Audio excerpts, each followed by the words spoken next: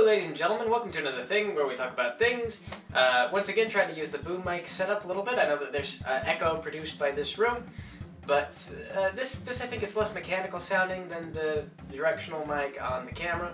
The problem with the camera being that whenever you use it, you pick up the noises that the camera makes as it's operating, so it's not very quiet. It sounds terrible, and we usually clean it, but it's just not real pretty. So we'll keep doing this for now. I think it's not too bad as long as it doesn't come back like crap. In other news, before we get started, I will point out we had the Pinkie P Pie in the Sky, that song that I did. It got snagged by Content ID because it used some, like I chopped up a bunch of episodes from the My Little Pony episode to make it look like Pinkie Pie was mouthing some of the words. And then it got snagged by Content ID, so I deleted it, it's gone. It's an old one. Personally, I didn't feel too concerned about it because the line recording for that, it peaked all the way up at the top. It wasn't too pretty because Pinkie Pie screams a lot, and I had not yet mastered the art of recording screaming into a mic at the time that I did that. So yes, that's news. Otherwise, we are moving right along to the next episode of the Burland Campaign. Yes. Yes. So we don't know what happened. Yeah, we're not really positive. Alan and I were trying to figure out the exact timeline on what we did next. Because we know that there were some people came and went.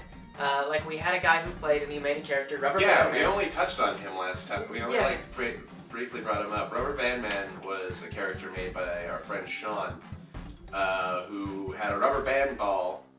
No. The rubber band ball was later. No. He had the rubber band ball, but he would take rubber bands off of it. That was like an infinite source of rubber bands. Yeah, and he would fling rubber bands with deadly accuracy.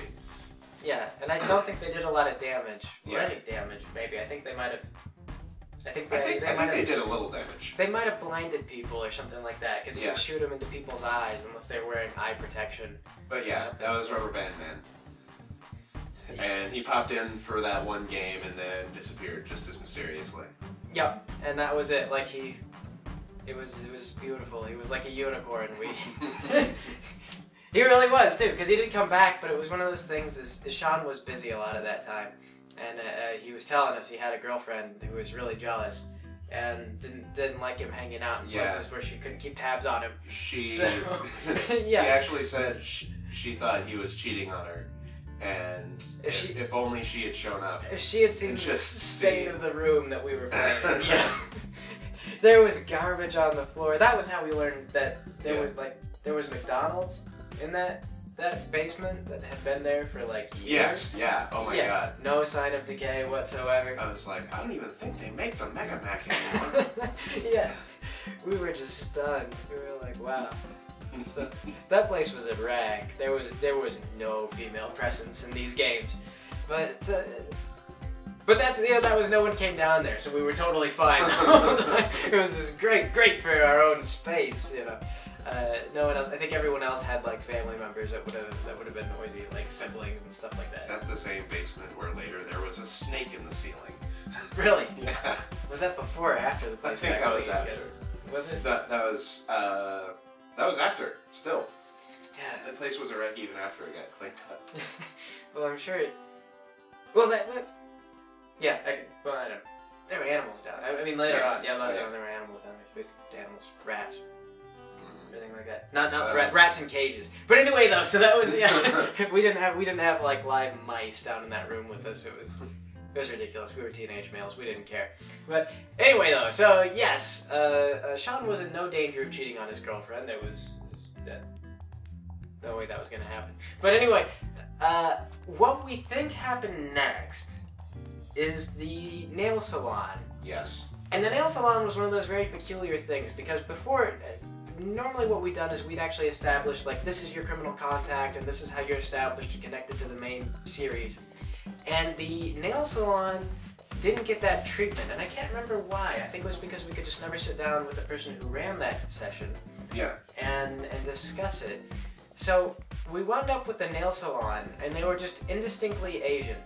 Like, we didn't know where they were from. What were they called? The Susies, weren't they? Something like no, that might have been just for mystery. No, yeah, well, see, we don't know. Because, we don't remember. Yeah, because we just got to the session, and then the person who ran it was like, all right, here's what we're doing today. And then we did the hell out of it. And then we did the hell out of it. So what it turned out, and I don't even recall how we discovered this. I think that we were just down at the arcade, because Joel liked to go down to the arcade and play on the old arcade machines down there all the time. And he noticed that there was this nail salon that was in the same strip mall that just moved in.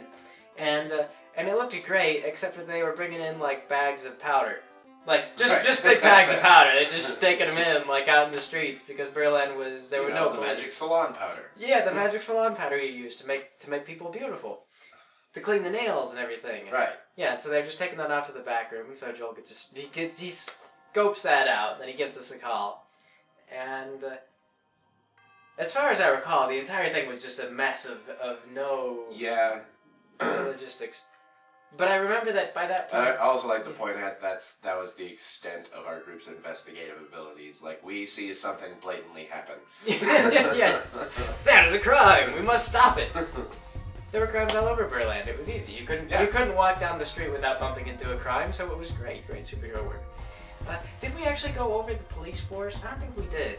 Because this we was didn't. The thing. Yeah, when Rocker Man died, the police had been... There was basically no police force. Because Rocker Man was so good at his job. Yeah, that they didn't need the police. So the police had been downsized and downsized and downsized. And the only people, there were like 3 officers, and... there was Officer Korupski, yeah. who was the crooked cop. Officer Gets Killed, who, yeah. He got killed. And there was Officer One Shot, and the rule for Officer One Shot is he would only show up one time. Yeah. And what these were actually based on was there was a comic that I was reading at the time, written by a guy named Josh Lesnick, he actually does a lot of pornography, so if you look him up, you'll find mainly pornography, but he was doing a non-pornographic story called Girly, which was, although well, it's really strange to describe. It's a very long comic. It's done. It's completed if you ever want to go find it and read it. But he had kind of, like, how could I say? I don't know how I would really sell Girly if I was gonna try and promote it, because it wasn't like a consistent thing. Like, gradually you could tell that he got bored with kind of what he was doing, and then the art style changed, and then he started doing weird stuff, and then there was Captain Fist, and yeah. But anyway, though, one of the things is they had a police department, and everyone was named stuff like Officer Gets Killed and Officer One Shot. And what he did is he named him stuff like that, like Officer One Shot, and then Officer One Shot actually appeared in 2 shots. I think so. He broke the rule with Officer One Shot, and then Officer Gets Killed never got killed, but he was present throughout the entire series. He kept showing up. They're like, Officer Gets Killed, and so the comic ends and Officer Gets Killed never dies. So yeah, so it was that kind of thing. So that just cracked me up. There was no Officer Krupski, I don't think. But just a West Side Story joke. Yeah. But that just cracked me up. Because we're really cool. We were we were those kind of teens.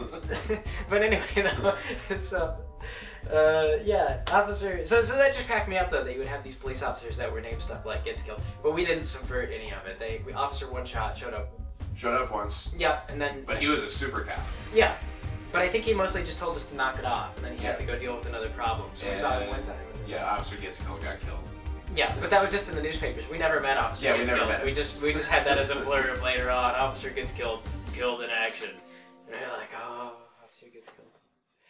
Very sad.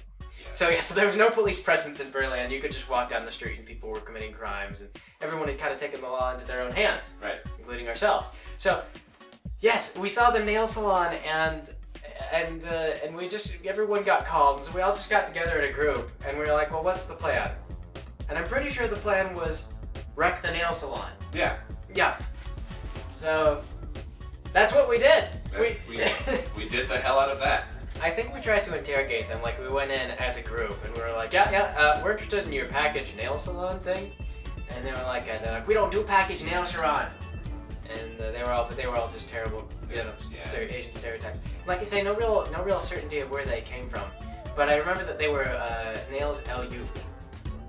Yes. Because it was the racist stereotype. We just went all the way with it, the full 9 yards. Right. Yeah. When you're gonna be racist, you might as well just do with it. That's what we did with the Mexican wrestling gang as well. Yeah. It was really sort of a joke on the whole. I think the immigration debate was really hot at that time, actually. Yeah. And so we had fun with that. But Anyway, though, so they had katanas too, and I remember that we were specifically told that they weren't Japanese, but they did have katanas anyway. So yeah, so I remember that Nathan got a hold of one of them and then refused to let it go. And at first I think that it was like a knockoff katana, and so they were like, no, it's not good, it's not very good, it's not better than your machete.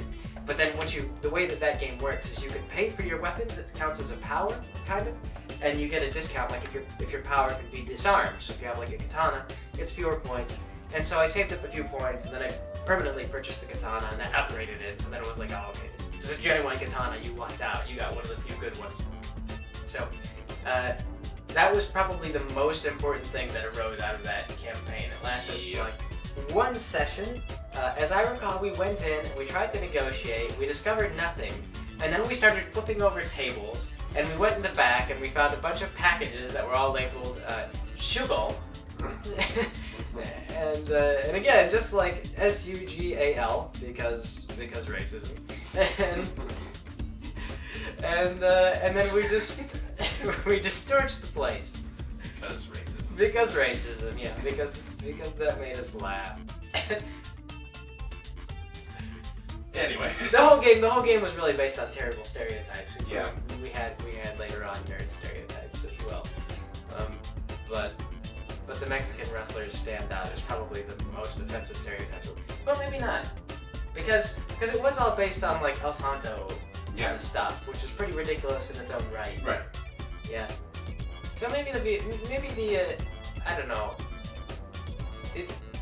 The Vietnam Japanese. Chinese. The Vietnam Japa Chinese were perhaps the most racist villains that we had. Yeah. Yeah. But I watched the El Santo movies too. Yeah. El Santo is awesome. Yeah.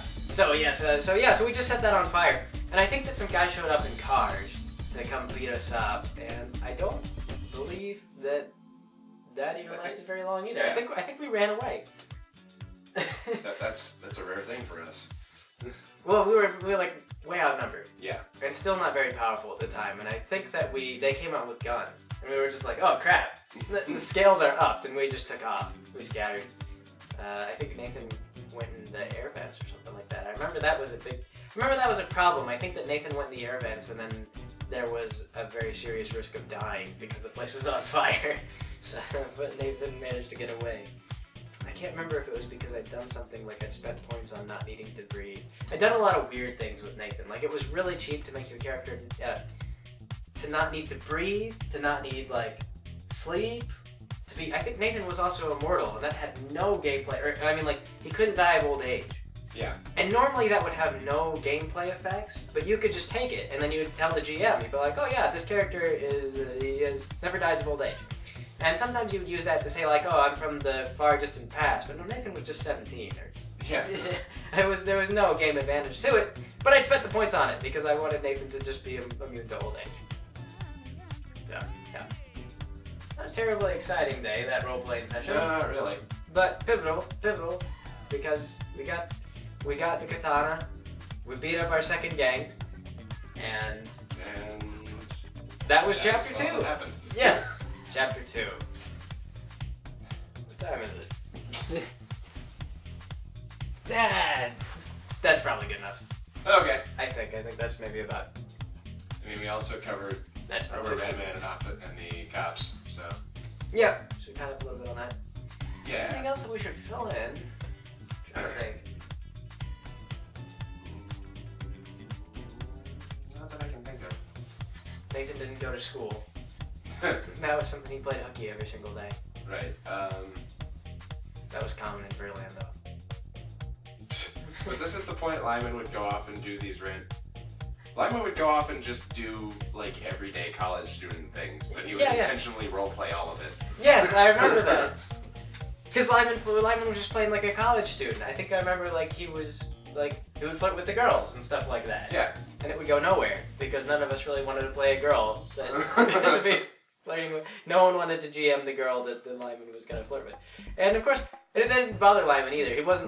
Lyman is a really chill guy, and so I mean, like, he just did it because he thought that that was something that he would do in character. And then we were like, oh, no girl takes you up on it. He was just like, okay. I go home, then. And we were like, alright. So, yeah. It wasn't creepy role-playing. We do have stories about creepy role-playing, though. That's happened. Yeah. Yeah, it's one of those things we had friends that were into that sort of thing.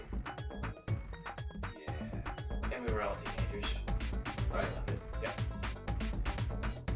So yeah, that sounds about it for me. Okay.